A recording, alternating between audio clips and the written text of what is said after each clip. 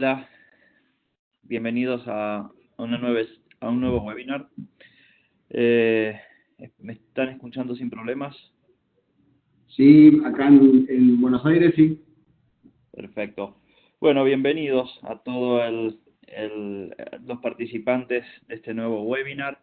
Quería comenzar agradeciendo y mencionando la unidad de información de la Organización Panamericana de la Salud, al Departamento de Inteligencia y Evidencia para la Acción en Salud de la OPS, porque ese es el grupo en el que se encuentra la Relaxis y en el cual se encuentra el grupo que viene apoyando y liderando esta serie de webinars relacionados a los registros médicos electrónicos y otros temas que son importantes para los sistemas de información en salud en la región.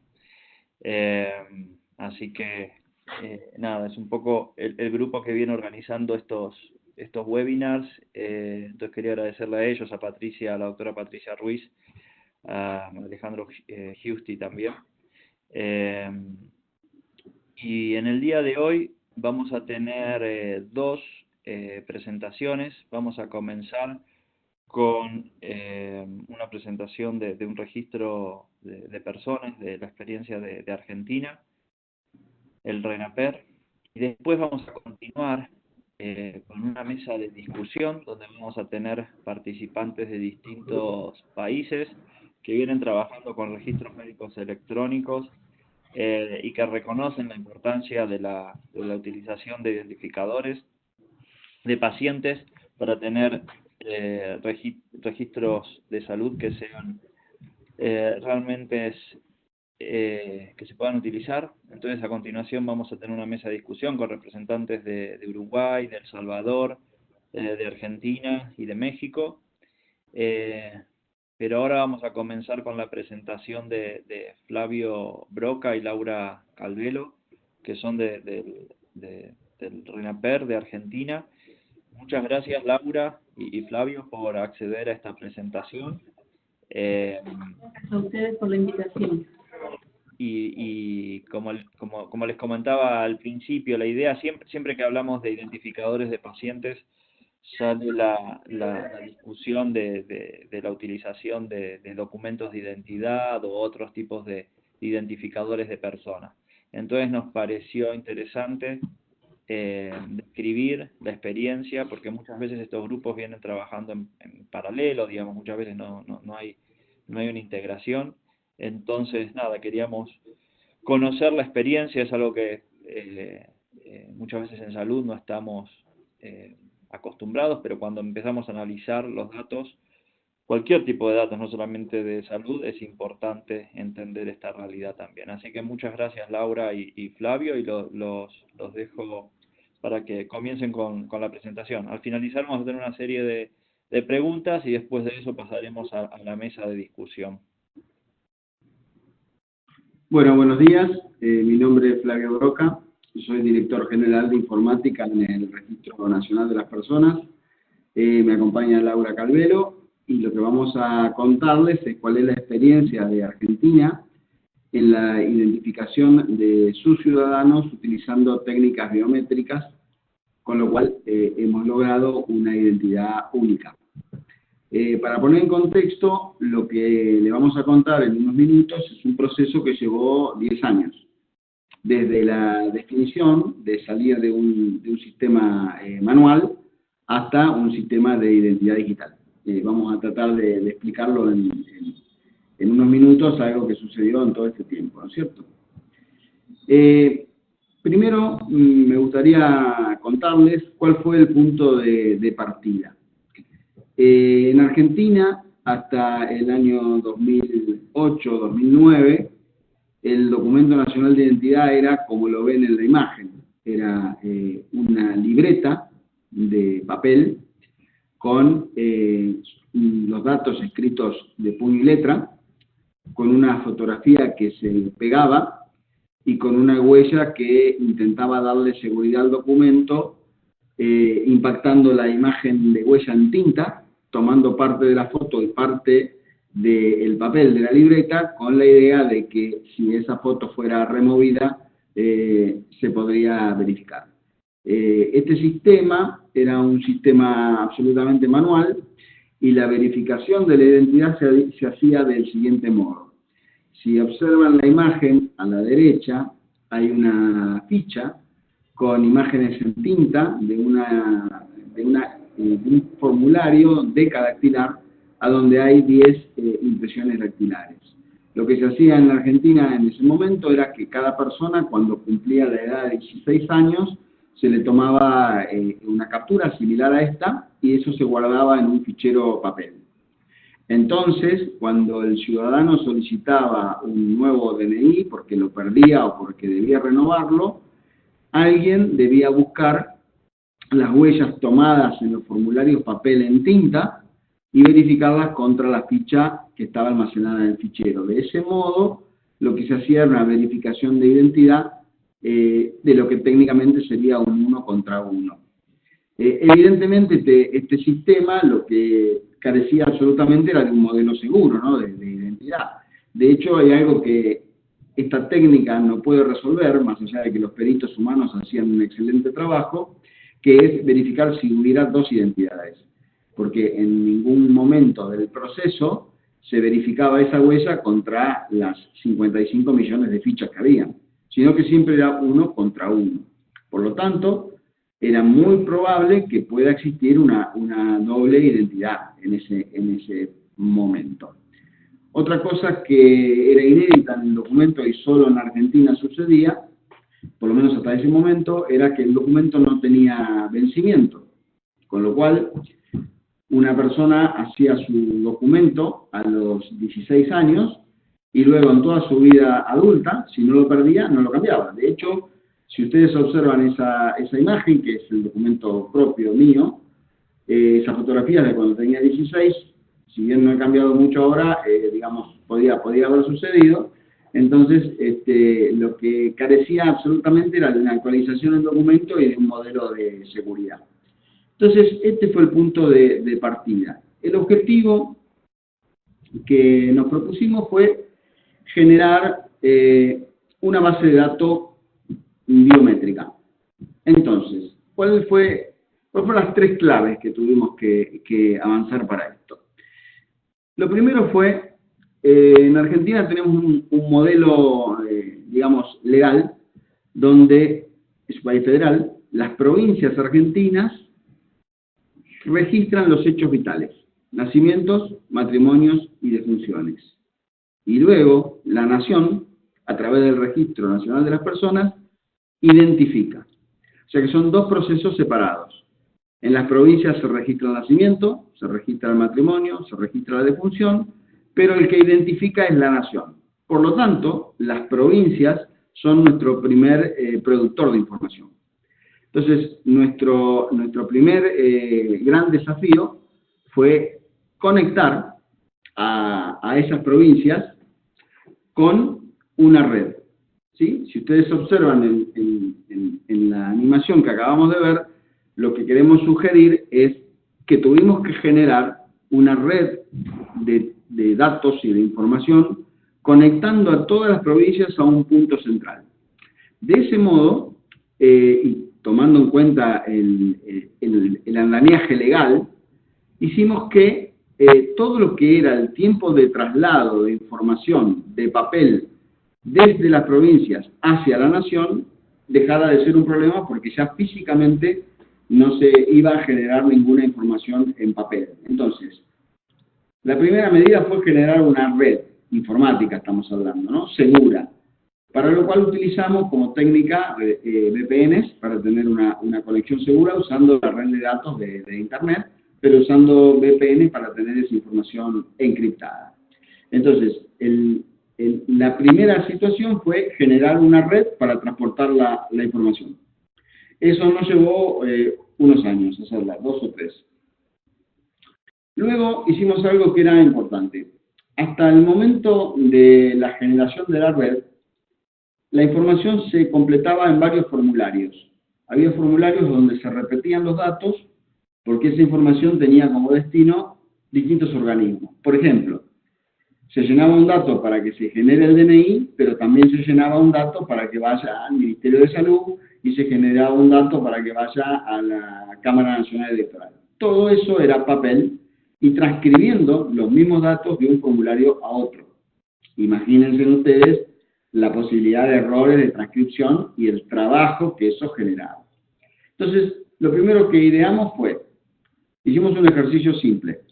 Copiamos todos los datos de todos los formularios en una tabla de Excel, ordenamos los datos y ahí verificamos cuáles se superponían. Eran casi el 90%. Entonces generamos un certificado, un formulario único. Y en lugar de que sea papel, lo pusimos digital. Entonces, a la red que generamos en el paso anterior, le generamos un software que corre en un navegador, en un browser, una aplicación web, donde pusimos un formulario, solo, único. El caso era tomar la información necesaria y suficiente del ciudadano que iba a identificarse, con su fotografía, sus huellas dactilares y su firma digital, más sus datos, y transportarlo por la red que habíamos generado. Luego, la información hacia el resto de los organismos que la necesitaba iba a ser a través de web service o a través del formato que el organismo requiriera. Entonces, para repasar, primero generamos una red, segundo generamos un formulario único. El tercer elemento fundamental, y esto para cualquiera que intente desarrollar sistemas parecidos, es una recomendación que podemos sugerirle con la humildad del caso, es determinar los estándares biométricos. Entonces, si ustedes van a capturar una huella, si van a capturar un rostro, y si eso luego va a ser usado para sistemas biométricos y además interoperables, necesitan determinar estándares, para que justamente la interoperabilidad sea algo que pueda suceder. Para ello determinamos que las huellas capturadas en cualquiera de los puntos de la red sean NIS-FBI, que es el estándar de interoperabilidad que determina el NIS, que es un organismo de estándares americano. Para la fotografía utilizamos las recomendaciones de ICAO, que es la Organización de Aviación Civil, a donde lo que determinan es cuáles son las buenas prácticas de la captura de una fotografía, con el objeto de que esa fotografía pueda usarse finalmente en sistemas automáticos de identidad. Esta fotografía que nosotros capturamos en cualquiera de los puntos de la red, además de ser impresa en el documento, está almacenada en una base de datos y, en el caso de nuestro pasaporte, en el chip del pasaporte. El objeto de transportar esta fotografía es para que pueda ser usada por el país que lo necesite y puesta en un sistema automático de verificación, como si fuera un APIS. Entonces, los tres pasos fueron armar la red, generar un certificado, un formulario, perdón, único, con estándares también, y luego los estándares biométricos.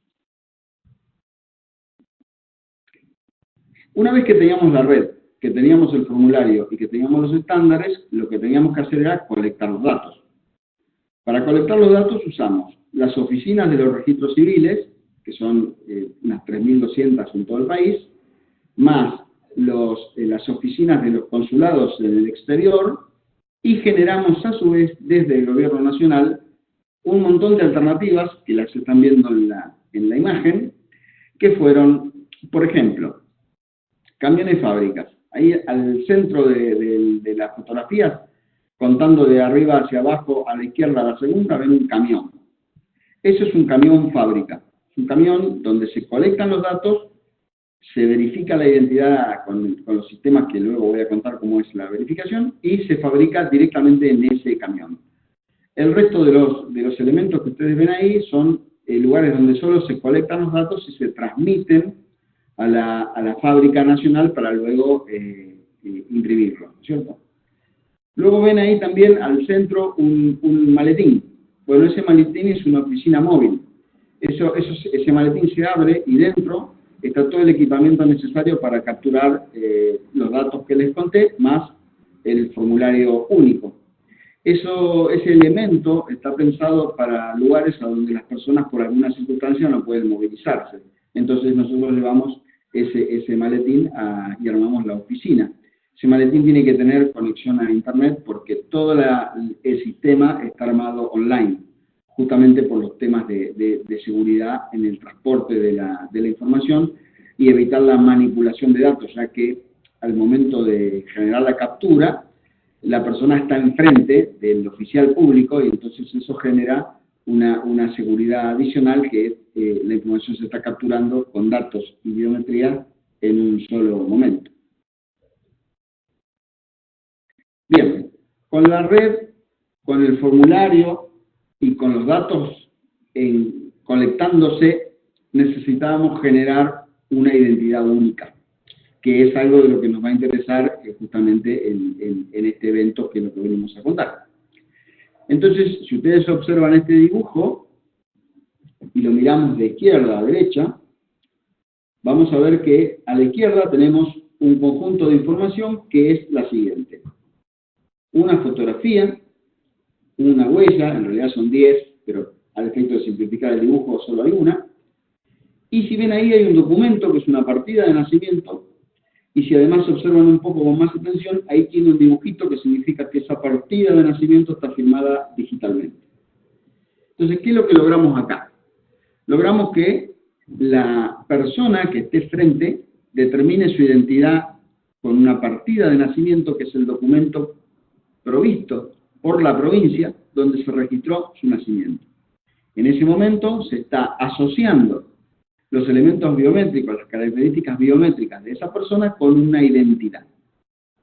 Entonces, ese conjunto de información tomada, capturada en los lugares donde les expliqué recién, en los puntos de la red, generaban una información entrante a la fábrica del RENAPER.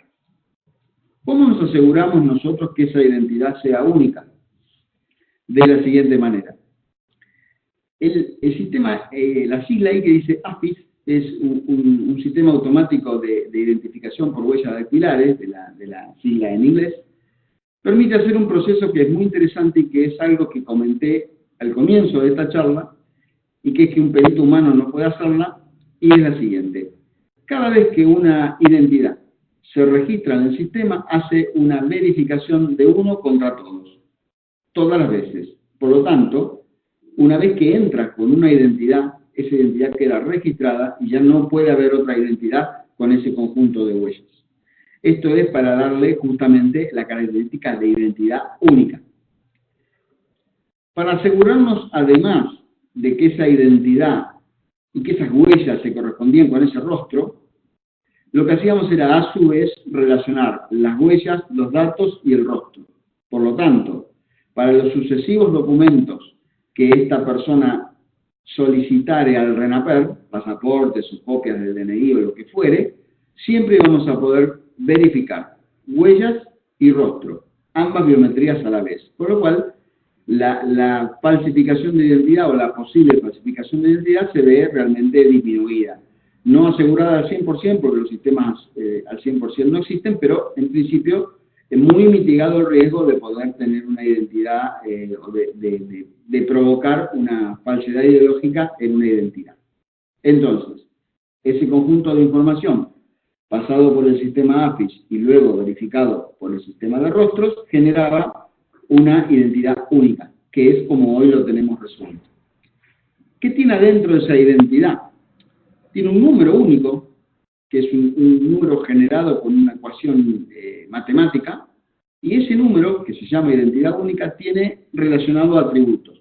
Por ejemplo, el apellido es un atributo, el nombre es un atributo, el sexo es un atributo, la fotografía es un atributo, el conjunto de huellas es un atributo, biométrico en este caso. Con lo cual, el número es inalterable a lo largo del tiempo, pero cualquiera de esos atributos sí pueden cambiar. Gracias a este modelo pudimos resolver, por ejemplo, el cambio de género, con lo cual solo cambiaba un atributo, pero no cambiaba la identidad biométrica de la persona. Entonces, este modelo de identidad única nos permite a nosotros tener una base de datos asegurada la identidad y luego tener herramientas que les contaré dentro de unos minutos para hacer verificación de identidad. ¿Cuál fue el resultado de la red, del formulario de la colección? que tenemos 45 millones de ciudadanos fueron identificados biométricamente de manera unívoca en la base de datos. Allí están los argentinos y los extranjeros residentes. Los productos que pudimos obtener a lo largo de todos estos años son productos físicos y productos digitales. Como productos físicos tenemos los documentos, que ustedes pueden ver en la primera parte del dibujo, y el pasaporte. Esto es muy importante. En muy pocos países del mundo, los dos documentos, el de identidad y el de viaje, parten de un mismo proceso. Con lo cual, esa identidad única que nosotros le contamos, en este caso puede obtener dos documentos. El documento nacional de identidad, que fue variando a lo largo del tiempo, y ahora les explico por qué, y el pasaporte, que es el documento de viaje. Por lo tanto, la misma seguridad en la identificación se produce en los dos documentos. Si ustedes observan en la evolución del documento argentino, esa libreta de color celeste que están viendo ahí reemplazó a la libreta que vimos en el dibujo original. En ese momento, la justicia electoral nos pedía una libreta porque quería seguir sellando la hoja donde se producía el sufragio cada vez que teníamos una votación. Luego, bueno, evolucionaron ellos también su sistema y quitando los sellos por otro sistema distinto, y en ese caso eliminamos la libreta y directamente fuimos a la tarjeta. Si observan en la tarjeta que está, la primera tarjeta que está en el margen superior derecho de la ilustración, tenía lo que se llama el código MRZ, que es esas tres líneas que tiene al frente del documento. La fotografía estaba a la derecha. Ese documento no era compatible 100% con ICAO. Entonces, la próxima evolución que hicimos, lo hicimos ICAO compatible, y quedó la libreta, la tarjeta actual, la que hoy tenemos es la última del dibujo, a donde la foto está a la izquierda de la ilustración. Y luego el pasaporte tiene la particularidad de que es un pasaporte electrónico. Si ustedes observan en la fotografía, en la tapa, tiene ahí un icono debajo de la palabra pasaporte, que es un icono internacional, que indica que ese pasaporte es electrónico.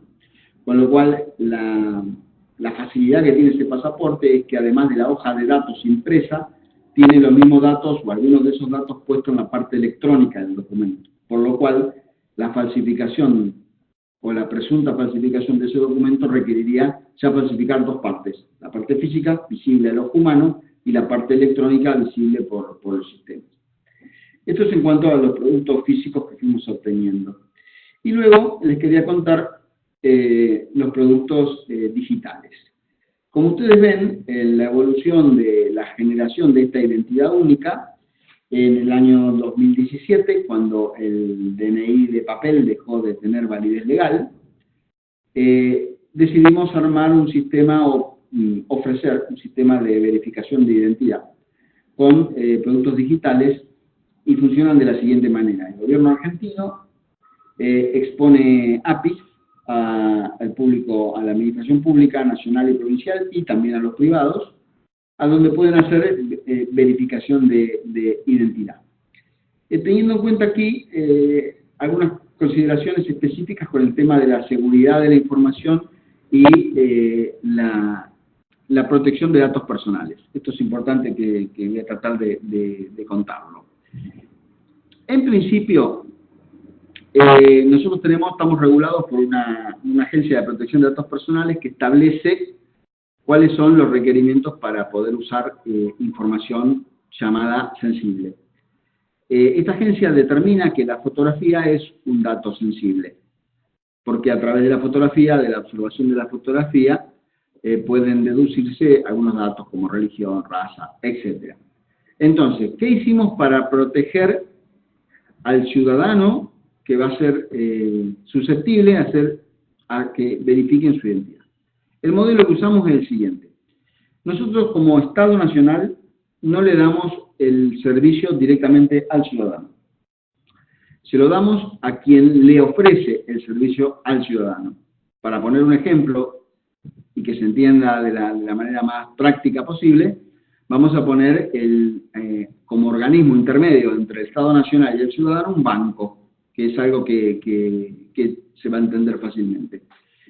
Un banco, por ejemplo, quiere proponer un sistema de apertura de cuentas bancarias digital, que la persona no tenga que ir hasta la sucursal del banco, sino que lo pueda hacer a través de, por ejemplo, su teléfono móvil. Es un ejemplo que se da en el mundo real, pero lo estoy contando como ejemplo para que se entienda. Entonces, ¿cómo funciona esto?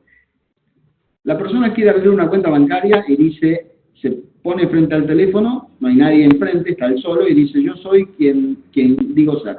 Yo soy Flavio Broca, en este caso, para el ejemplo. Entonces, ¿cómo hace el banco para saber si esa persona es quien dice ser? En este caso, puede tomar una fotografía, llevar esa fotografía por medio de la API al RENAPER y preguntarle al RENAPER, ¿esta fotografía es de tal persona? Y el RENAPER responderá un sí o un no. Entonces, ¿qué es lo que sucedió en todo este manejo de información? Primero, el banco, que es el que usa la API del gobierno, le dice al señor, ¿usted me da permiso para utilizar su fotografía en esta verificación? Es algo que tiene que hacer por ley de protección de datos personales. Entonces el señor le dirá que sí, en cuyo caso esa fotografía viaja hasta el RENAPER hace la verificación, devuelve el resultado y destruye la fotografía. Entonces, el resultado que sale del RENAPER hacia el que consume el servicio es un sí o un no. Y finalmente, quien, si quiere, almacena la fotografía es el banco, en este caso, no nosotros que la destruimos al momento de hacer la verificación. Entonces, uno de los productos digitales que tenemos es verificación de identidad por rostro. El segundo es verificación de identidad por huellas. Funciona de una manera similar, solamente que ahí lo que tienen que hacer es capturar las huellas dactilares. Cuestión que es un poco más compleja que tomar una fotografía con un teléfono inteligente. Pero en ambos casos, los dos productos digitales están presentes. Finalmente, les quería hablar 2 minutos más de lo que es el modelo de producción, pero me voy a enfocar básicamente en cómo protegimos los datos. Eso es lo que yo quería contarles.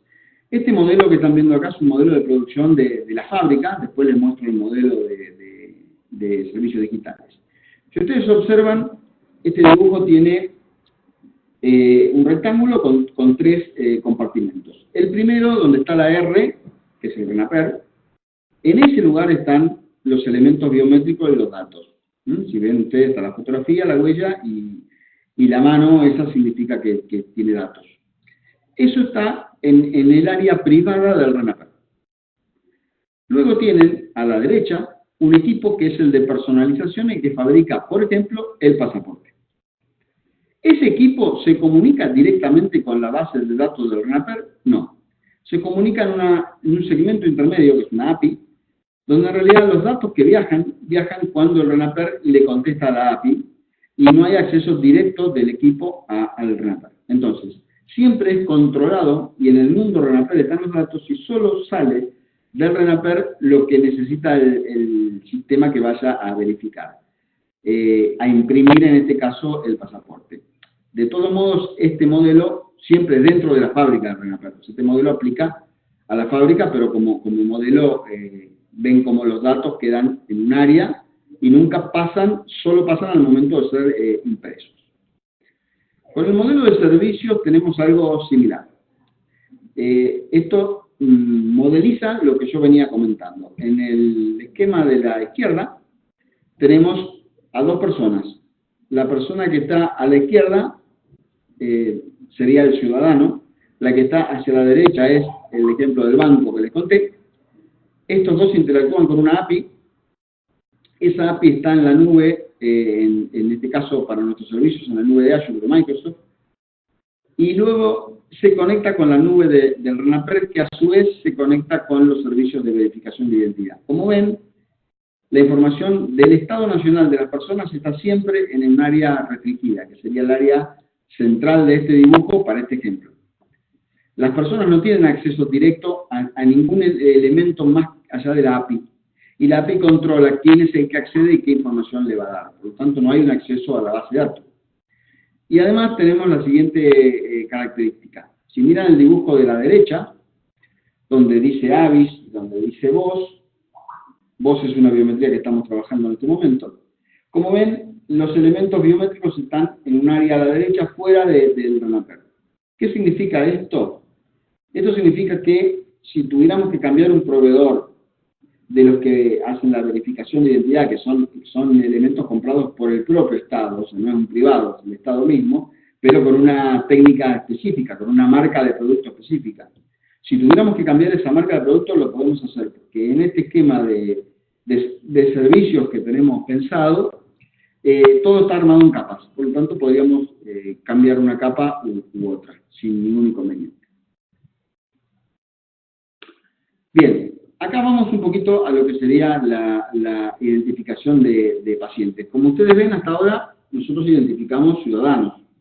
Esos ciudadanos pueden tener distintos roles. El paciente sería un rol en particular.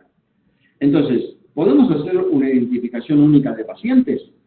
Sí, podríamos hacerla con las herramientas que yo les conté. Entonces, ¿podríamos usar solo los datos como se usó hasta ahora? Sí, perfectamente. También se podrían usar los datos, pero si pudiéramos hacer los datos más algún elemento biométrico, le daría un nivel más importante de seguridad. Ustedes imagínense que este sistema, hoy usado por la Organización de la Administración Pública y los privados, tiene 1.4 millones de transacciones día. O sea, es un sistema que se está usando muchísimo. Entonces, podemos verificar datos, podemos verificar identidad. Y en todo este caso, la protección de los datos personales está dentro del marco legal que les acabo de contar, a donde lo que estamos haciendo es básicamente mantener la protección de datos personales bajo la legislación nacional. Ahora Laura va a hablar un poquito. Bien, bueno, agregar que nosotros creemos que desde el año 2017, cuando terminó el canje obligatorio de documentos, todo este régimen de identificación entró en un nivel de cobertura total. Por eso Flavio les comentó que estamos en un 100% de cobertura. Así todo, como ustedes se imaginarán, siempre hay personas que no tienen su documento, que no fueron registradas en forma oportuna desde el momento del nacimiento. Entonces, en estos últimos años, cuando el sistema entró en un régimen, digamos, de nivel poblacional, hemos hecho un trabajo muy fuerte, orientado a garantizar siempre el derecho a la identidad de todas las personas. Y en ese sentido tenemos que mencionar ese trabajo que refería Flavio como la colecta de los datos por todos los medios. Intensificamos muchísimo el trabajo en territorio a través de operativos móviles, a través de un plan federal de documentación y apoyando a una plataforma de servicios al ciudadano que en Argentina llamamos el Estado en tu barrio. Por otra parte, el Estado Nacional firmó con las provincias en 2017 un pacto federal destinado al registro universal y a la identificación de las personas. Ustedes piensen que nosotros trabajamos también para el cumplimiento del ODS 16.9, que nos obliga a asegurar hacia el año 2030 el registro universal y oportuno de todos los nacimientos que se producen en el territorio nacional. Y también decirles que en el último tiempo hemos incrementado nuestro trabajo y aplicado toda nuestra inteligencia para desarrollar operativos de precisión, es decir, operativos documentarios en los que el Estado trata de resolverle al ciudadano aquella restricción, aquella falta, aquello que él no tiene para poder completar su trámite, ¿no? En lo que creemos que es la búsqueda de un cambio de paradigma de trabajo sensible, orientado a la comprensión de los motivos profundos que a veces explican por qué las personas pueden aún no tener su documento. También comentarles que la falta de documento nacional de identidad, aún en los poquísimos casos en los que eso ocurre, tiene que ver con la vulnerabilidad social extrema, tiene que ver con vivir en zonas alejadas de los grandes centros urbanos donde están sobreabundantes los servicios de documentación. Nosotros tenemos estimaciones robustas que nos indican que en los aglomerados urbanos de la Argentina, de más de 80.000 habitantes, en promedio el 99,5% de la población está identificada y tiene todos sus documentos. Toda esta explicación, digamos, de carácter más poblacional, tiene que ver con que ustedes desde el sistema de salud, desde lo que han ido entendiendo de la Red Nacional de Salud Digital en la Argentina, comprendan que cuando, digamos, se presenta un paciente y el sistema tiene que devolver la información acerca de quién es esa persona, digamos, el grado de cobertura que nosotros tenemos de la población para hacerlo es un grado altísimo. Así que bueno, esto es lo que yo podía acotar en perspectiva poblacional. No sé, Damián, si vos querés hacernos algunas preguntas. Bueno, muchas gracias Laura y Flavio, la verdad que muy clara y muy interesante la presentación. Creo que podemos encontrar un montón de puntos donde podemos integrar este proceso a la identificación de pacientes, como recién referían.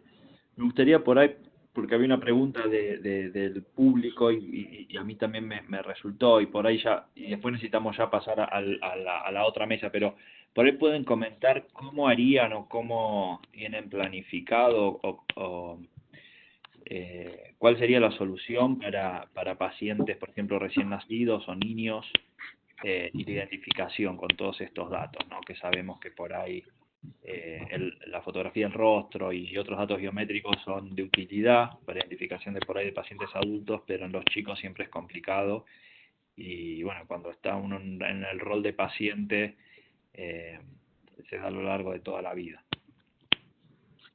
Sí, para lo que es específicamente recién nacidos, las biometrías que nosotros utilizamos no pueden servir para sistemas automáticos. Por ejemplo, las huellas capturadas de un bebé no tienen la cantidad de información suficiente para un sistema AFIS, pero sí para un perito humano, que es como nosotros podemos asegurar la identidad. En este caso, nosotros estamos trabajando a modo de proyecto o de prueba de concepto, dos elementos biométricos que sí podíamos utilizar, uno que es invasivo y uno que no. El modelo de ADN es el modelo que más interesante nos pareció para aplicar en esta población. Hicimos hace unos años atrás una prueba que la hicimos con elementos en Japón, la hicimos en Tokio, donde tienen un sistema que sintetiza el ADN en un solo dispositivo, donde bien se podría poner unas gotas de sangre extraídas del cordón umbilical, por ejemplo, para asegurar el binomio madre-hijo. En ese caso lo que se hace es obtener una cadena de ADN con el sistema CODIS que usa Estados Unidos, y eso podía ser parte de nuestro set biométrico.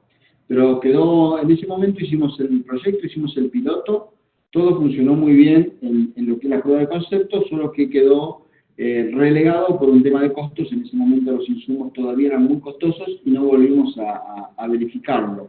Pero digamos que de ese modo íbamos a mitigar el riesgo que da la identificación de un niño. El otro elemento que estamos por empezar a hacer la prueba de concepto, todavía no empezamos, estamos recién empezando a mirarlo, es IRIS. Solo que es un método un poco invasivo, porque en este caso para capturar los datos biométricos de un niño, de recién nacido, habría que mantener los ojos abiertos, con lo cual no parecería ser un camino muy apropiado desde el punto de vista humano, no me refiero a tener que hacer esto con un bebé. Pero entonces, ¿cómo hacemos hoy con los niños? Le tomamos la fotografía ¿Y le tomamos las huellas? Sí. La recomendación de ICAO es que los ojos estén abiertos del niño. ¿Por qué? Porque los sistemas automáticos, o al menos un sistema automático que sea capaz de verificar un rostro del niño, debería enfocarse en el centro de los ojos, que es el primer elemento que toma para poder hacer el cálculo aritmético que corresponde. Suele suceder que el niño no tiene los ojos abiertos, con lo cual el pasaporte se hace de todos modos y no podía ser identificado de manera automática. Y con las huellas lo que hemos hecho en muchas oportunidades es algún perito de los que tenemos en la fábrica, un perito humano, pudo determinar la identidad perfectamente de un bebé haciendo una lectura con el ojo humano de las minucias capturadas en el momento de capturar la huella. Con lo cual, si bien no es apta para un sistema automático, sí lo es para un perito humano. En este caso, lo único que no podríamos hacer es lo que conté del proceso del 1N, ¿sí? De verificar que ese bebé no tenga una segunda identidad.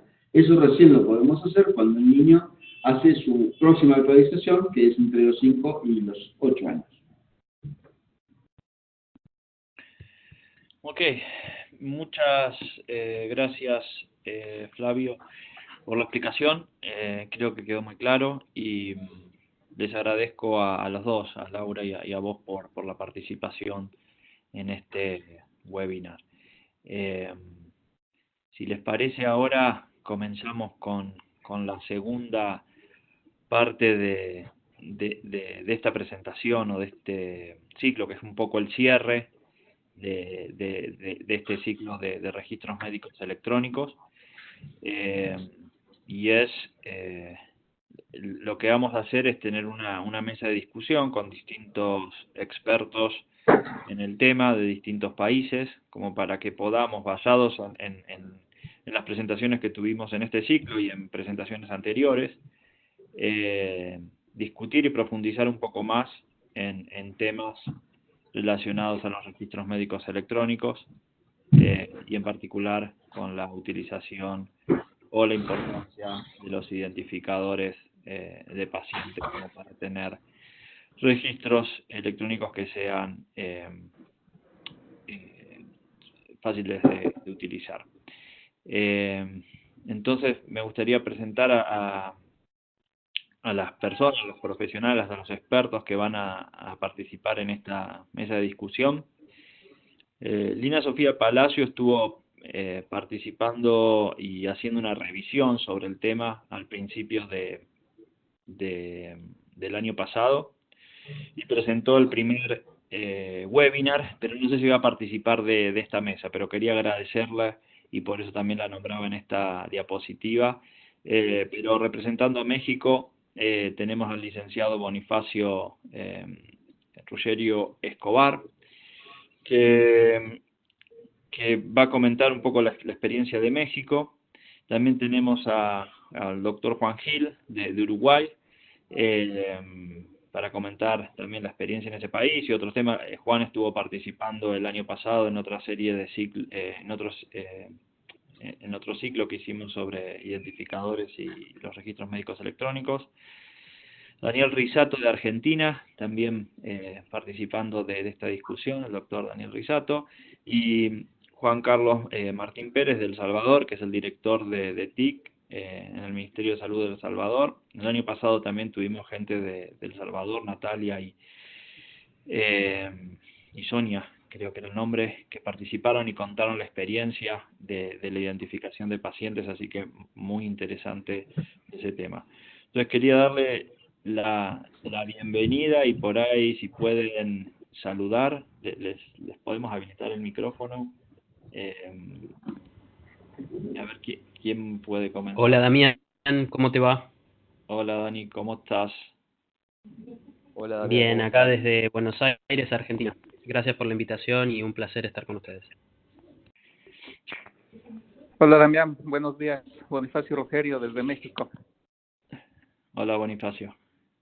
Hola Damián, Juan Gil, Uruguay, aquí presente. Ok, ¿y Carlos? Hola, ¿qué tal? ¿Cómo están? Un saludo a Damián y a todas las personas que nos acompañan. Un saludo desde El Salvador. Gracias, muchas gracias. Bueno, la idea es teníamos algunos temas que habíamos empezado a discutir por email, pero como principal foco me gustaría que describan un poco la experiencia en sus países y cuál es el estado de situación actual y cuál es el proyecto que tienen para trabajar el tema de identificadores, cuáles son las similitudes entre los distintos países. Si les parece, empezamos con el orden que tenemos en la diapositiva. Empezamos con Bonifacio y después van en ese orden. Claro que sí, Damián.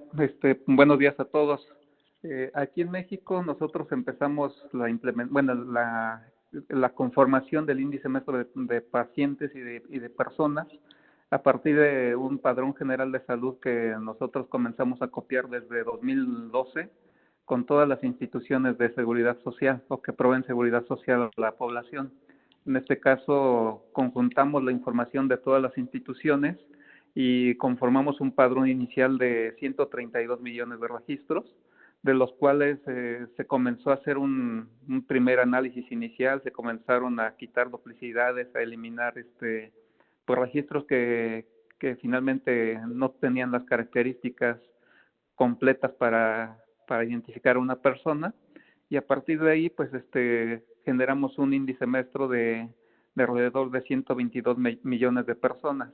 Esto se conformó en el año 2017 y a partir de ahí nosotros comenzamos a trabajar en este caso con un proceso de integración hacia nuestras aplicaciones, porque el índice maestro de personas comenzó de alguna manera, de una forma aislada de todos los aplicativos, y lo que estamos haciendo ahora es vincularlo con los aplicativos que se están desarrollando y con los que ya fueron desarrollados, de tal manera que ahora las personas que pasan a ser pacientes en una atención médica son identificados ya ahora con este índice maestro de personas, y ya de tal manera que ya conformamos el índice maestro de pacientes.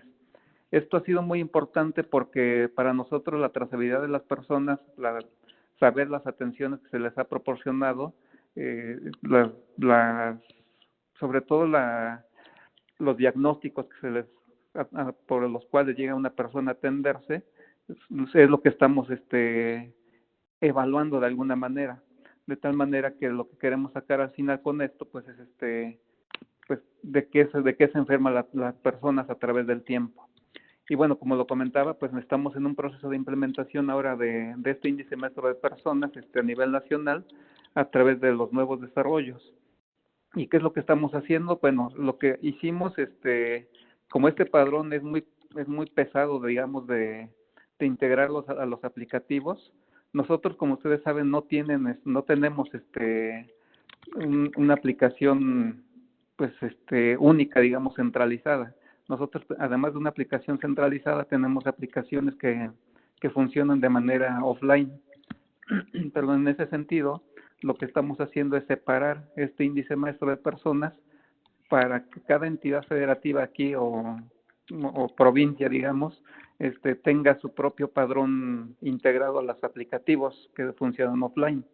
Y es así como estamos empezando una prueba piloto con algunas entidades federativas para que ahora las consultas que se tienen todas sean a través de estos aplicativos y también se identifiquen de esta manera las personas. Pero como lo comento, es una prueba piloto que tenemos ahora. La idea era sí integrarlo ya de forma global a todos los aplicativos. Sin embargo, por la infraestructura que tenemos actualmente es muy complicado, toda vez que el número de transacciones incrementa mucho. Las transacciones, digamos, hacia la consulta del índice maestro de personas, que inicialmente teníamos alrededor de 70,000 diarias, incrementaron muchísimo en los últimos meses. Entonces, la infraestructura que tenemos pues está un poco limitada y eso no nos está permitiendo el crecimiento. Y bueno, finalmente comentar que este proceso de implementación que estamos piloteando, pues es muy importante porque nos va a permitir ver la capacidad real que necesitamos en cuanto a infraestructura, que eso es algo que que debemos considerar para este proyecto. Y bueno, también las similitudes que tenemos con todos los índices maestros de pacientes o de personas que ya se han comentado, pues es que todos estamos basados en diferentes identificadores. Digamos, para identificar una persona, nosotros usamos una cosa que nosotros aquí la nombramos la CURP, que es un identificador digamos, de identidad, pero también usamos otros identificadores como por ejemplo el número de seguridad social de las diferentes instituciones o el RFC, digamos, que tiene que ver con los contribuyentes que pagan impuestos y bueno, finalmente no es un identificador único a través del cual se identifica una persona, utilizamos varios. Digamos que esa sería la similitud que encuentro con los diferentes índices comentados. Pues no sé si tengan alguna duda al respecto o si gustan que abunde un poco más en algún tema. Muchas gracias, Bonifacio. Si les parece, seguimos con Juan, Daniel y Carlos y después abrimos la discusión y si quiere los participantes que están en la sala virtual ir escribiendo las preguntas en el casillero de chat, después las podemos ir haciendo a los participantes. Juan, ¿tenés algún comentario, algo que quieras comentar? Puede ser relacionado a experiencias en particular en Uruguay o otras experiencias que tengas, como lo que hicimos el año pasado en el proyecto de Relaxis. Bueno, perfecto, Damián, buenas tardes a todos. Me gustaría comenzar quizás por hablar un poquito de la iniciativa de nuestro país y poner un poco en perspectiva que tampoco la comentamos en el pasado webinar, en el ciclo del año pasado. Básicamente, en el caso de Uruguay, el proyecto de identificación unívoca de personas en realidad se vio enmarcado o comenzó enmarcado en el macro proyecto nacional como Iniciativa Nacional de Salud, que fue el proyecto de ir hacia una historia clínica electrónica nacional, que básicamente sus objetivos principales fueron promover la continuidad y la calidad asistencial, generando o apuntando a generar una movilidad de la información junto al paciente, es decir, que independientemente de donde el paciente fuera o pudiera ser atendido en todo el territorio, el equipo asistencial en ese momento tuviera acceso a la información clínica, la historia clínica de ese paciente, que pudiera estar alojada en otra institución, en otro sistema de información de otra institución sanitaria. Esto arranca acompañando o tratando de acompasar justamente la reforma del sistema de salud que apuntaba también a la movilidad, transformándose en un sistema nacional integrado de salud. Y esto arranca como proyecto en el año 2012, gracias a un convenio que se armó entre el Ministerio de Salud, el Ministerio de Economía y Finanzas, la Agencia de Gobierno Electrónica y Sociedad de la Información, AGESIC, situada en Presidencia de la República. Es decir, que se trató de una iniciativa país gubernamental. En ese momento, bueno, uno de los primeros escollos a atravesar fue la necesidad inicial de lograr que todas las personas del sistema, tanto usuarios del sistema, pacientes como profesionales o personas que trabajaban, pudieran ser correctamente identificadas. Es decir, que a la hora de generarse una hoja clínica electrónica o un registro básicamente de una atención, los participantes de la misma pudieran estar inequívocamente identificados. Es decir, que en ese momento se pensó o se tenía que pensar en una solución que permitiese que cada vez que un paciente se presentara en alguna de las instituciones y en el sistema local, en el GIS local o en el sistema de historia clínica electrónica local, pudiera a partir de allí dispararse un proceso que permitiese garantizar que sea en esa atención o en las futuras atenciones la historia clínica de esa persona fuera colocada siempre en esa misma persona y no colocada o adjudicada erróneamente a otro. Es decir, que se pensó desde la visión de un servicio de identificación y que al mismo tiempo que esa persona superase un nivel mínimo de validez basado en datos demográficos y algún identificador local, irse generando un registro nacional de las personas o de usuarios en el sistema de salud. Eso obviamente que era uno de los requerimientos iniciales para que el proyecto macro, es decir, todo el proyecto de interoperabilidad entre sistemas y de poder consultar y documentos a partir de instituciones distintas a donde estaba la historia clínica habitualmente del paciente, hizo que se focalizara en los aspectos de este servicio de identificación que bueno, que en ese momento se comenzó y se trató luego de investigación y de ver cuáles eran los estándares más adecuados. Se basó justamente en la adopción de todos estos estándares, que justamente tanto los de intercambio de información clínica como los de registro clínico, que eso ayudó luego obviamente a que estos distintos documentos que se fueran generando fueran siendo reconocidos e integrados desde los distintos sistemas. Bueno, luego de esta introducción, básicamente en el caso de Uruguay y en este proyecto de intercambio de información clínica a través de una plataforma, el foco del desarrollo estuvo en que todos los sistemas o GIS se alinearan hacia los estándares definidos a nivel de proyecto, es decir, a nivel del programa Salud UI en este caso, y al mismo tiempo ir generando una plataforma de interoperabilidad, una plataforma tecnológica a través de la cual todas las instituciones pudieran conectarse e ir subiendo información sobre los documentos que se iban generando, y donde dos de los principales componentes justamente de esta plataforma consistieron en la definición del Índice Nacional de Usuarios en Salud, el INUS, que es justamente donde básicamente está la información demográfica y el registro único de los pacientes, y otro componente que es el Índice Nacional de Encuentros Clínicos o de eventos, como se le quiera llamar, que justamente lo que hace es registrar absolutamente todos los eventos o encuentros de la persona o del usuario o del paciente en los puntos asistenciales. Es decir, que ahí es donde la sumatoria de todos esos puntos o encuentros es lo que va generando el historial clínico o el historial de los encuentros de salud de la persona.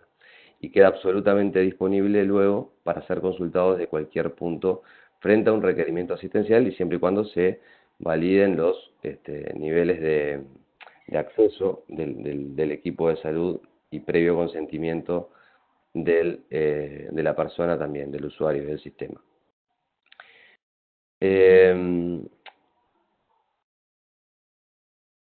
Para poner un poco el estatus, esto ha ido recorriendo estos años, desde el punto de vista de la arquitectura y aprovechando uno de los pasados webinars en la experiencia, lo presentado por ALO, por Alejandro López Osornio, el modelo definido para implementar en Argentina es muy similar en estos casos, yendo un poco a los detalles técnicos que ya fueron descritos de alguna forma. Y para poner un poco el estatus al día de hoy, a partir de ahora, de este año, ahora bien breve, en fines de marzo o abril de 2019, estos intercambios ya están en producción, es decir que el sistema está completamente maduro como para que ya disponible para que esta información pueda ser consultada desde un punto distinto a donde está, bajo el principio de custodia, ¿no? Es decir que en nuestro país tenemos una reglamentación que cada institución de salud tiene la obligación de ser el custodio de la información, es decir que Cada institución en estos sistemas tiene su propio repositorio documental o de documentos clínicos electrónicos, y lo que se define a nivel de la plataforma, a nivel por llamarle de alguna forma, de la nube, son punteros a la información. Es decir, que en este registro no existe información clínica, sino simplemente datos que permiten identificar un único registro y nos dice en qué repositorio o en qué institución están. Ese es el modelo por el cual un médico que está atendiendo a un paciente que es afiliado a una determinada institución y lo está viendo en otra institución, puede hoy, gracias a esto, poder acceder a la información de esa persona.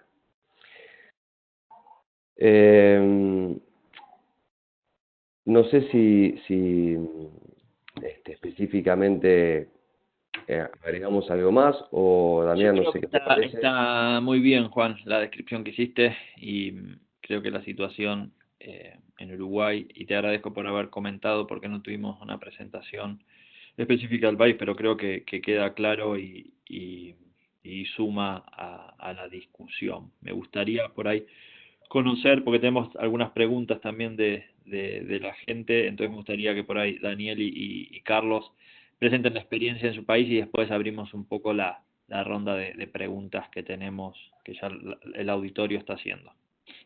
Perfecto. Daniel.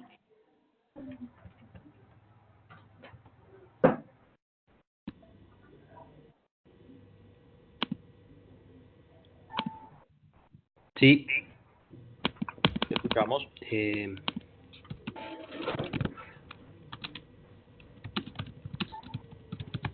Hola, ¿me escuchan Hola, ahí? hola, te escuchamos, sí. Hola, hola. Sí, te escuchamos. Perfecto, no voy a habilitar el micrófono. Muchas gracias, Damián, y muchas gracias a los referentes. Ya está empezando del la equipo conferencia, de Alexis. Uruguay Ir a la sala de que me reuniones y antecedieron. trabajando ahí para ponerle. Voy a retomar para...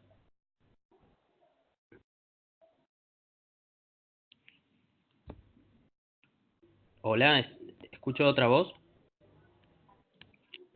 No, pues ya silenciamos. Podés seguir, Daniel, perdona. Bueno, como decía, voy a retomar parte de lo que comentó Alejandro.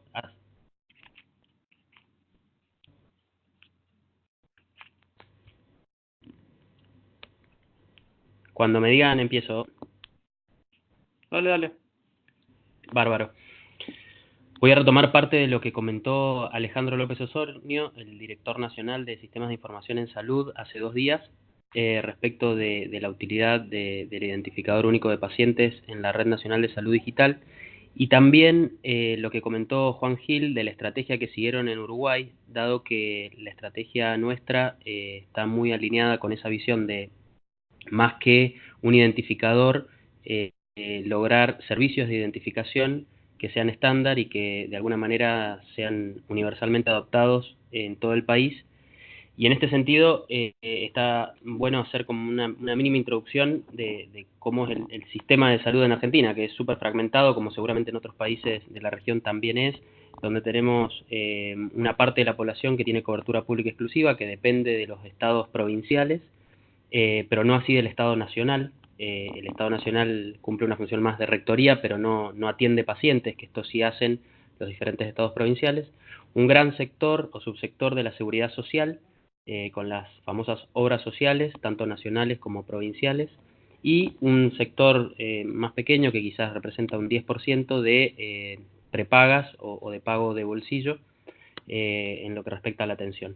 Entonces, un primer desafío que teníamos a la hora de generar una modalidad de identificación unívoca de personas es que el sistema de salud no tiene, digamos, por su modelo, no tiene una forma central, sino que está súper distribuida, y esto hacía que de alguna manera definir sistemas o cuestiones que tuvieran que adoptar todos igual o modificar sus propios sistemas para adoptar, por ejemplo, un identificador, iba a chocarse con una realidad que vienen ya existiendo desde hace tiempo, diferentes sistemas de información para cada uno de los subsectores, que tienen sus propios padrones, y que obviamente lo que apuntábamos era a mejorar la calidad de estos padrones, a que pudieran cumplir con estándares por ejemplo, el set mínimo de datos y cómo se captura esta información, y a su vez que pudieran referenciarse a nivel nacional en un proceso que llamamos federación, para, similar a lo que ocurre en Uruguay, poder vincular pacientes que en realidad,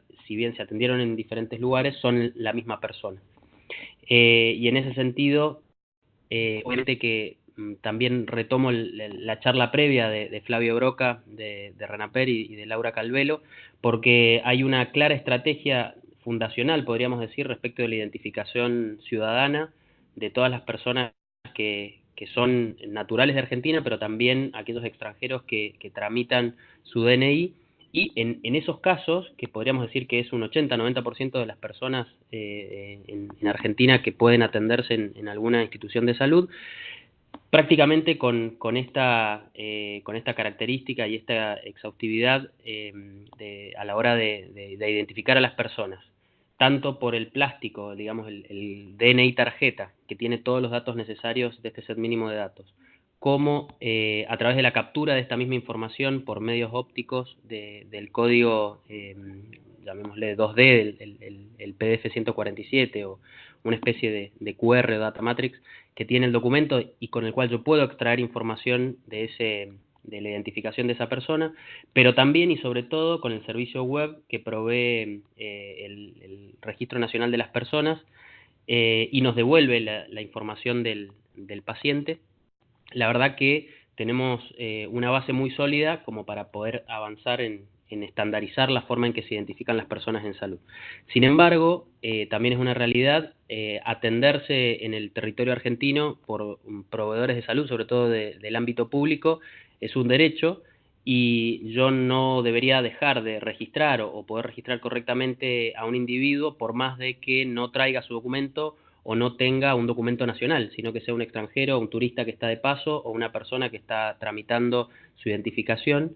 Y es por eso que el modelo que para salud entendimos como más sólido y más abarcativo es un modelo justamente de servicios de identificación, como decía, tomando lo de Juan, donde cada institución o dominio, que puede ser un estado provincial, determina cuál es su padrón o su Master Patient Index, que tiene que adaptar a los contenidos mínimos que estamos estableciendo a nivel nacional para poder justamente conectarse a la Red Nacional de Salud Digital y habilitar lo que creemos que es el fin último de contar con un identificador, que además de proveer un cuidado de la salud más seguro, evitar errores y demás, apunta también a poder agregar información que por la misma naturaleza del sistema de salud está súper fragmentada. Entonces, si logramos identificar correctamente al paciente, si todos sabemos que es la misma persona, por más que se haya atendido en diferentes niveles de atención, en diferentes subsectores, vamos a poder proveer esa información al punto de cuidado donde es necesaria para la toma de decisiones. Y justamente para poder acceder o para poder sumarse a la Red Nacional de Salud Digital, los diferentes dominios tienen que demostrar que cumplieron con estos lineamientos que tienen que ver con la captura del set de datos mínimos y con el reporte, por así decirlo, a nivel nacional, de datos que, como no incluyen el rostro, Flavio Broca, como decía, los datos de identificación que figuran en el DNI en general son de dominio público, salvo la foto, por ejemplo. Entonces, los datos que se van a intercambiar entre cada dominio y el Federador Nacional de Pacientes a los fines de la identificación están más que nada en estos, digamos, en los 6 datos mínimos que mencionó Alejandro el otro día, que son primer nombre, otros nombres, primer apellido, otros apellidos, sexo, tipo, número de documento y fecha de nacimiento. Y con estos datos nosotros hacemos digamos, un cálculo probabilístico de cuán probable es que la persona que se está cargando ya exista en el padrón, tanto local como nacional, y de esa manera proceder a la vinculación o a la selección en línea, donde la persona que está de alta tiene la posibilidad de tomar un paciente o ese paciente si ya está previamente cargado. Actualmente estamos en proceso ya con 2 provincias de que puedan lograr estas modificaciones. 5 son las más avanzadas, que directamente ya están en una fase de intercambio de documentos. Obviamente ya pasaron la etapa de identificación de pacientes y ya están intercambiando documentos clínicos en modo prueba. Pero la idea justamente es que esto llegue a las 24 provincias argentinas y además permite, por su escalabilidad, que se puedan sumar los subsectores de la seguridad social y privados. Muchas gracias. Si querés, Carlos, sí. ¿algún comentario? Bueno, no sé si Daniel terminó. Creo que sí, ¿no, Daniel? Sí, dejo algunas otras cuestiones si quieren para otra ronda o preguntas. Vale, si te parece, Carlos, contar algo del proyecto y que es súper interesante lo que están haciendo en El Salvador, y Carlos viene trabajando ahí hace muchos años. Muy interesante lo que están haciendo ahí. Así que, Carlos, si puedes hacer algún comentario. Claro que sí. Bueno, muchas gracias por tu consideración. La verdad es que escuchamos con bastante expectativa y casi envidia, por no decir otra cosa, los avances que tienen, sobre todo en la interrelación entre los sistemas de salud y el registro civil, por lo menos el RENAPER, que realmente tiene un nivel de desarrollo tecnológico impresionante, ¿no? Ya nos gustaría a nosotros poder contar con un registro civil equivalente a este. Para nosotros, bueno, teniendo una historia de desarrollo, de implementación de expediente clínico electrónico de apenas 8 años, el hecho de no poder contar con la identificación del paciente ha sido uno de los grandes hándicaps o problemas que hemos tenido que afrontar para el objetivo más importante o más desafiante, que era lograr un expediente único por persona usuaria, no solamente a nivel del Ministerio de Salud, de los establecimientos que atendemos nosotros en el Ministerio, sino también del sector nacional de salud, que incluye al Seguro Social y otras entidades, y también al sector privado. En ese sentido, pues hemos tenido que enfrentar problemas culturales, incluso sociales, porque la gente era muy renuente a presentar su documento de identificación, y también pues, costumbre de nuestros usuarios y usuarias desde el punto de vista funcionarial, ¿no? A la hora de pedir que se presente ese documento, pues no tenían ese tipo de costumbre, y limitaciones grandes desde el punto de vista tecnológico, incluso legales, con la entidad hacia la cual nosotros podíamos hacer algún tipo de validación, que es, en nuestro caso, se llama Registro Nacional de las Personas Naturales, porque no contaban en absoluto con la tecnología ni con la voluntad para poder compartir la información o hacer algún tipo de validación de la identificación de la persona usuaria. Y bueno, lamentablemente tuvimos que emprender un proceso pues muy lento, muy farragoso con esta institución, firmar un convenio interinstitucional, cuando esto debería ser un API, exactamente igual que hace el RENAPER, por supuesto vigiladísimo por las instancias que se encargan de protección de datos personales y bueno, pues con todas las huellas de auditoría para poder rastrear cualquier tipo de abuso. Pero no, tuvimos que ir nosotros abriendo la brecha con esta institución. Y actualmente, pues afortunadamente ya tenemos un piloto muy modestito, pero ya hay bueno, de los 28 hospitales que tenemos con nuestro sistema, pues un hospital, y de los 130 unidades comunitarias de salud familiar, que es el primer nivel de atención, pues tenemos unas cuantas utilizando esta validación. Lamentablemente no funciona tan bien como esperábamos, porque de hecho hasta bueno, cortan el servicio en días no hábiles, ¿no? O sea, cuando nosotros damos una atención obviamente de 24 horas, 7 días por semana. Pero bueno, son gajes del oficio, sobre todo con una instancia que no está en absoluto acostumbrada a compartir su información, ¿no? Esperamos solventarlas dentro de poco. Probablemente en el próximo año, 2 años, es cuando esto realmente va a hacerse más grande. Y quería mencionar también que hemos tenido que superar algunas dificultades desde el punto de vista normativo interno, porque al ser una cuestión de costumbres o de malas costumbres, ha habido que normar este tema. Entonces se ha elaborado una nueva norma de expediente clínico. En esta norma pues hay un artículo en el que se define claramente cuál es el identificador de la persona, independientemente de que los expedientes clínicos tengan otros identificadores que puedan ser asociados a la identificación de la persona. Y también, bueno, pues la mención a la identificación que se va a utilizar para los menores de edad, que por esas mismas limitaciones que les exponía del Registro Nacional de las Personas Naturales, que es la entidad que debería ser llamada a identificar a cualquier individuo, ciudadano o ciudadana de este país, independientemente de su edad, pues bueno, el Ministerio de Salud, como tenemos la mayoría de las maternidades, pues hemos tenido que dar un paso adelante desde el 1 de enero de 2017 en el webinar en el que Natalia, que por cierto está presente y si digo alguna tontería me va a corregir, pues expuso que a partir del 1 de enero de 2017 pues empezó a generar un código de identificación al nacimiento para poder tener algún tipo de identificación de los menores de edad, ¿no? Y este código de identificación nosotros pues curiosamente o paradójicamente, pues somos la fuente hacia el Registro Nacional de las Personas Naturales y en algún momento del camino, no dentro de mucho, pues probablemente se tome en cuenta para la generación de el número de identificación, que es el documento único de identidad de El Salvador.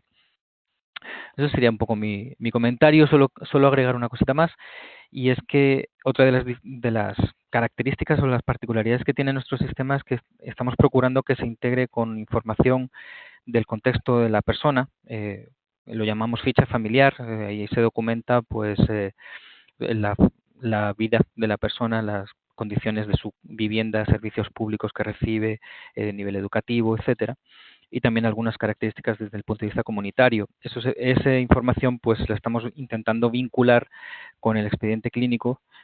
Es bastante importante para el profesional sanitario pues saber cómo vive esa persona, qué características tiene su contexto. Y de nuevo el tema del identificador se convierte en algo esencial porque a pesar de que nosotros identificamos a la familia, pues sus integrantes son individuos y entonces estamos haciendo también un gran esfuerzo para que en la ficha familiar pues se incluya de nuevo el número de identificación oficial, en este caso para los mayores de edad del DUI y para los menores de edad del CUN, ¿no? Es otro esfuerzo grande que se está haciendo y que quería comentarles. Hasta ahí llegaría mi intervención.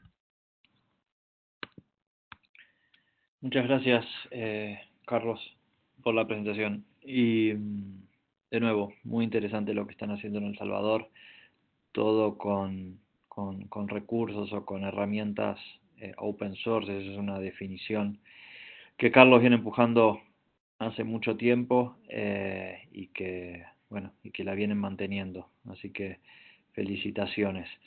Me gustaría, Lina Sofía Palacio, que estuvo en el primer webinar y me acaba de comentar que se sumó también a esta mesa de discusión. Estuvimos revisando el tema el año pasado y me gustaría ver si querés hacer algún comentario, Lina, o saludar a la gente que está en el auditorio.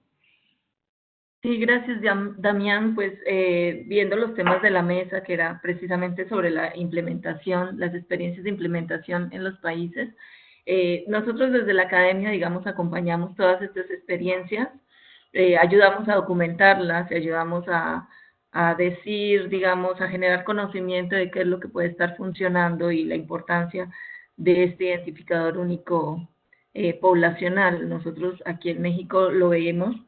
Y bueno, era preferible, mucho mejor Bonifacio, que trabajó en la implementación, contara esta experiencia.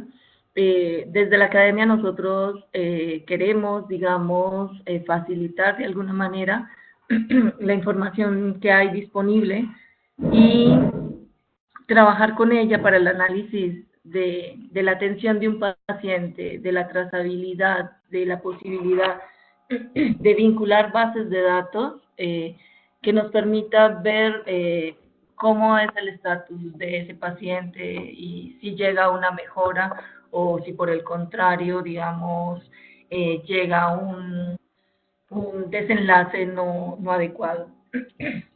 En este sentido, pues un identificador único es muy importante, lo ha sido aquí en México, se ha estado buscando. Creo que todavía no se usa de la manera que se quisiera, aunque existe el CURP.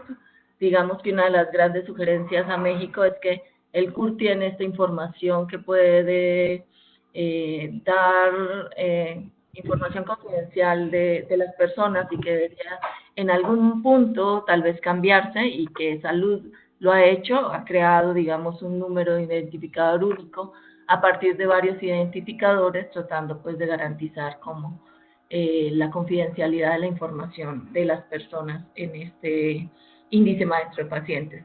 Creo que esto va a ser maravilloso para México en algún momento, que se tenga toda la información y que se pueda hacer, digamos, una mejor análisis de la información epidemiológica, morbilidad, mortalidad, estado de salud de la población, y también pues, garantizar todos los beneficios que tiene un identificador único dentro de los registros médicos electrónicos.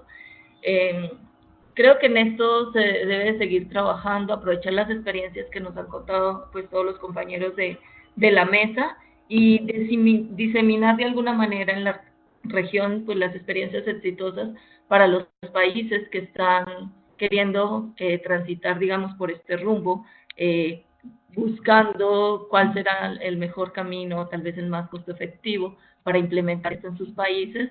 Pues yo creo que esta información es muy rica. Y bueno, quedo al pendiente de si hay preguntas en las que pueda ayudar a contestar. Gracias, Damián. Muchas gracias, Lina Sofía. Me gustaría pasar algunas preguntas porque tampoco nos queremos extender mucho, porque ya hace más de una hora, casi una hora y media que estamos conectados, y sé que los participantes e incluso los presentadores tienen sus actividades en el día de hoy. Así que me gustaría pasar algunas preguntas que estuvimos en el auditorio, y volviendo a México, pero me gustaría extenderlo a todos los participantes, ¿no?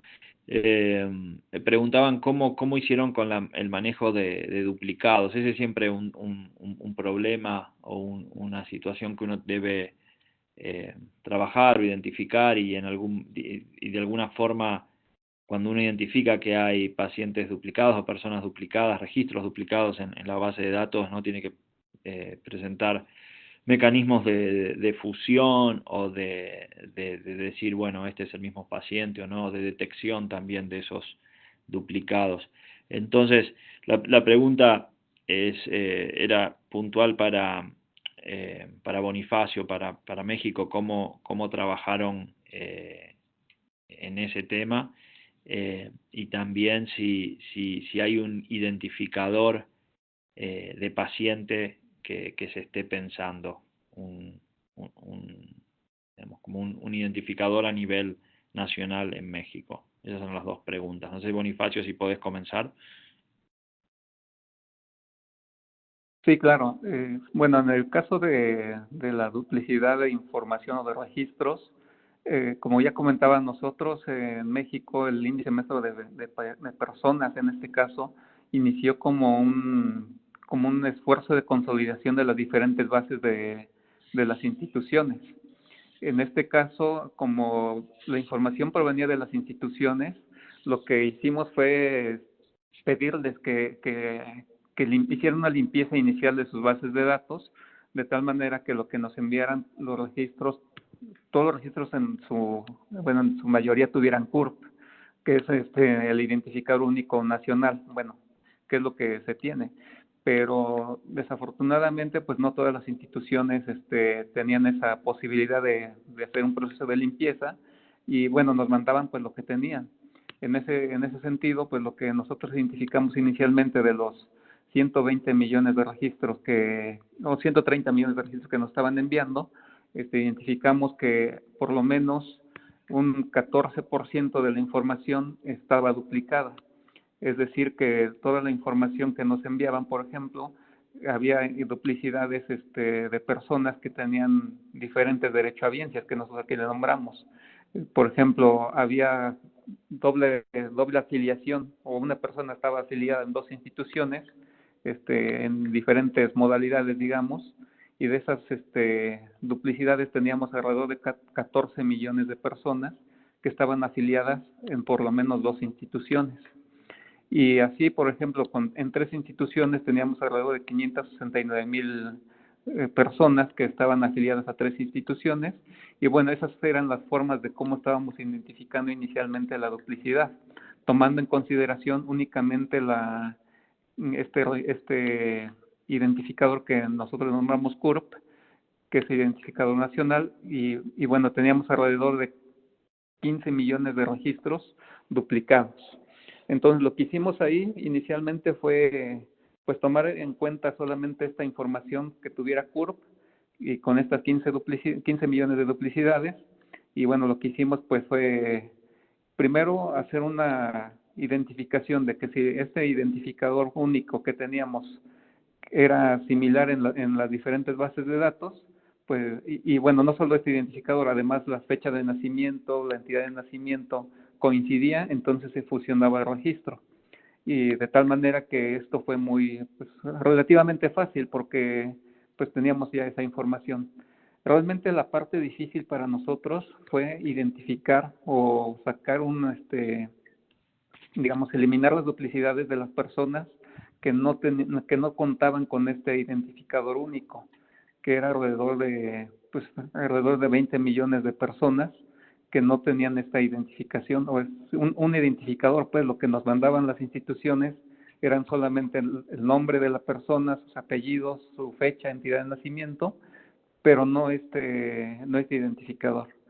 En ese sentido, lo que hicimos fue entonces implementar algoritmos de identificación con diferentes modalidades.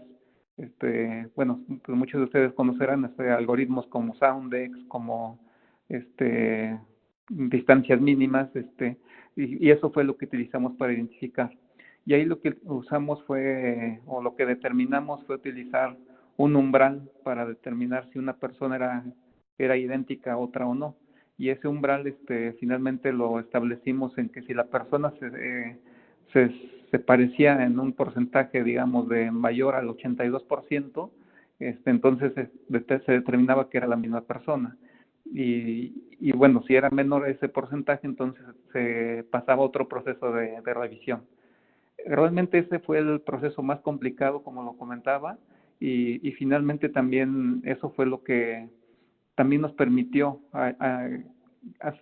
hacer que las instituciones siguieran implementando sus mecanismos de validación en este caso con el Registro Nacional de Población, para que tuvieran todos un identificador.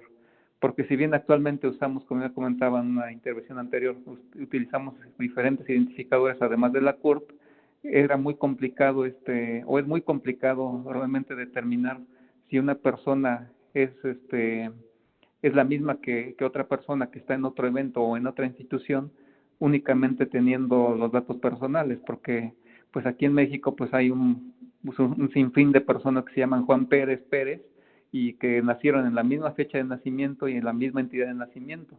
Entonces, esas personas con ese mismo nombre, realmente es muy difícil determinar si es o no la misma persona.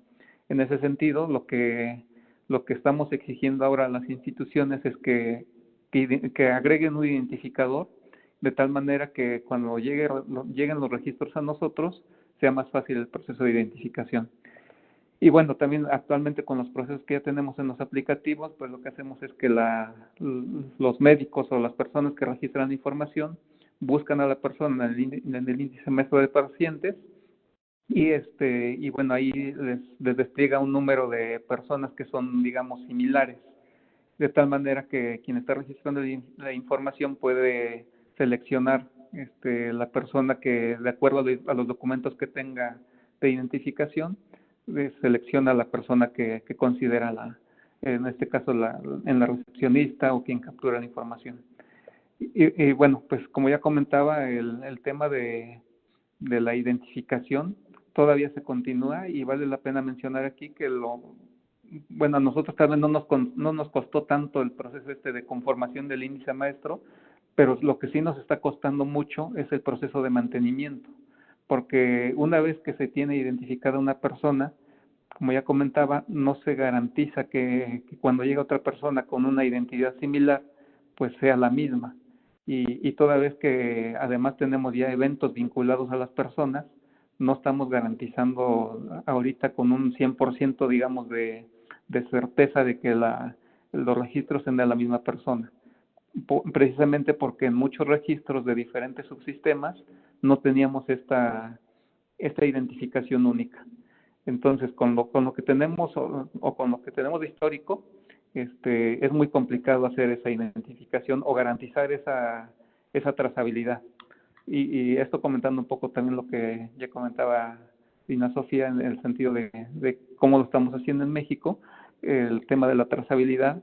Bueno, esa trazabilidad actualmente ya la podremos garantizar, pero únicamente con las entidades que ya están haciendo uso del índice maestro de personas, o en los subsistemas más bien, que en este caso uno de los subsistemas es el registro de nacimiento de personas, que es en donde se está piloteando, de tal manera que en el aplicativo se determina si es o no esa persona no tiene alguna otra duplicidad, y es como se está utilizando ahora. Y bueno, con el tema de la trazabilidad, lo que estamos haciendo pues es precisamente usando como identificador ahorita, digamos, para el tema de la copia de información, es la CURP, la fecha, entidad de nacimiento. Esos son los 3 elementos que estamos utilizando.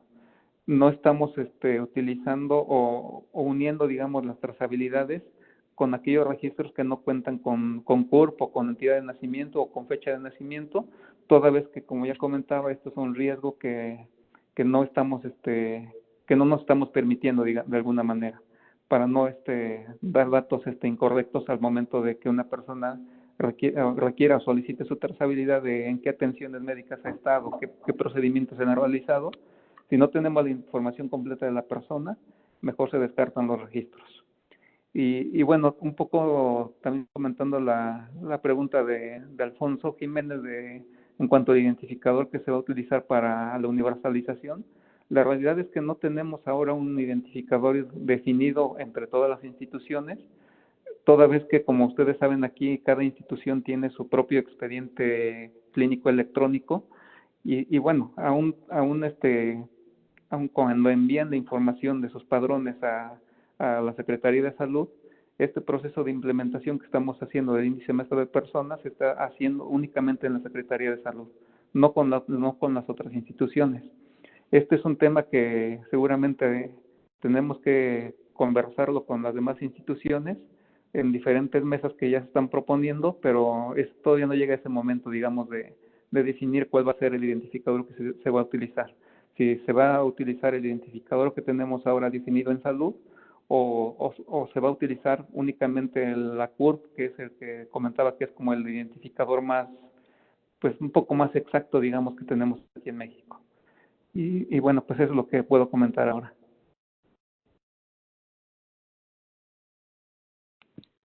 Bueno, estamos en tiempo. Me gustaría por ahí, si quieren comentar algo de esta situación o ya hacer algún comentario finales al resto de los participantes. Yo quería agradecerles a todos por participar y estoy de acuerdo con lo que comentaba Sofía, que es muy interesante ver los avances que se están produciendo en la región y cómo se están encarando los distintos proyectos con distintos tipos de soluciones, pero cómo se está trabajando. Así que me gustaría, si pueden, a modo de cierre, algunos comentarios finales, Juan, Daniel y Carlos, y pedirles si podemos continuar la discusión de modo virtual en el grupo que tenemos en LinkedIn, o bueno, de alguna otra forma que les parezca, o a través de futuras presentaciones también, proponiendo temas y tópicos a discutir. Así que si les parece, Juan, Daniel y Carlos. Perfecto, Damián. Bueno, no, simplemente como quizás un comentario final en vistas al diseño del proyecto o al alcance de cómo se encare. Yo creo que tiene mucho que ver también con el diseño de la solución final, es decir, si se piensa en una solución única de historia clínica para todos los prestadores o efectores del sistema de salud, o si se piensa mantener, por ejemplo, que cada institución, como es el caso nuestro, de que cada institución mantenga su propio sistema, y lo que se necesita es simplemente federar o vincular la información de los distintos sistemas. Pensando en el requerimiento de un índice maestro de pacientes único o de que cada prestador mantenga su propia tabla maestra, y lo que se necesita es simplemente lograr que esa información estandarizada pueda ser integrable y manteniendo un único registro a nivel nacional. Por supuesto que quedo a la orden para las distintas vías de comunicación, y si quieren hacer y seguir las preguntas a través del foro o de LinkedIn, como mencionaba Damián, quedo a la orden. Así que les dejo un saludo a todos y bueno, nos estaremos viendo. Hola, ¿qué tal?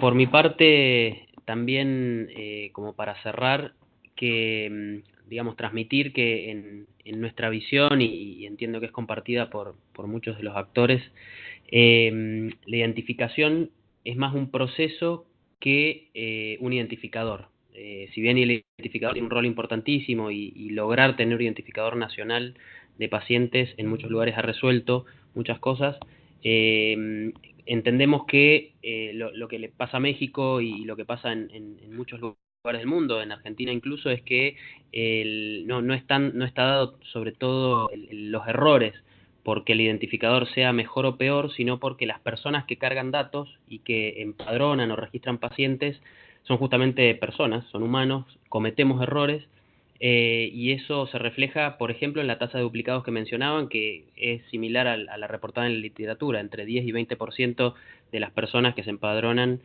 o que son de padrones heredados suelen tener este problema, ¿no?, de duplicación. Algunos sistemas tratan de evitar la duplicación y se van a modelos mucho más cerrados, a decir, bueno, por cada identificador o documento nacional de identidad voy a permitir crear un solo perfil en una red nacional o en un empadronador de pacientes, y ahí el problema que solemos tener es otro tipo de error, digamos, genera otro sesgo, que es el error de asignación, que yo puedo creer que le estoy asignando datos a la persona correcta porque estoy usando su número de documento y sin embargo, por una equivocación al tipearlo, se lo estoy cargando a otra persona que no tiene nada que ver. Entonces, por eso es que consideramos que esto tiene que ser visto como un proceso, tiene que tener mucho acompañamiento en los sitios de implementación, independientemente, como decía Juan, de que esto sea un único sistema nacional o haya múltiples sistemas que se tengan que integrar. Hay que darle mucha importancia a cómo se lleva a la práctica, cómo se implementa. Hace falta cambiar muchas veces prácticas que están de alguna manera naturalizadas en los distintos lugares de atención, como también mencionaban del Salvador y otros lugares, que los pacientes no lleven el documento, es la primer barrera quizás para este tipo de procesos, pero entendemos que si uno puede ver todas las aristas que tiene la identificación de las personas y genera un proceso o un proyecto de manejo del cambio integrado con las soluciones tecnológicas, hay más chances de llegar a buen puerto, y que también los errores que cometamos en estos procesos también van a redundar en que después haya más errores y más duplicados, y por lo tanto vamos a tener que hacer más esfuerzo en auditoría. Entonces, en el caso nuestro, no tratamos de no traer padrones heredados, sino tratar de que la gente se empadrone desde cero con todas las validaciones de RENAPER y demás. Y bueno, obviamente otra definición hubiera sido tomar todos los padrones heredados, pero sabemos que después hay que hacer un trabajo muy grande de auditoría, que igual lo vamos a tener que hacer, pero no con la misma intensidad. Muchas gracias. Gracias, Daniel. Y Carlos, ¿alguna? Sí, la verdad es que quiero, me adhiero a lo comentado por Daniel.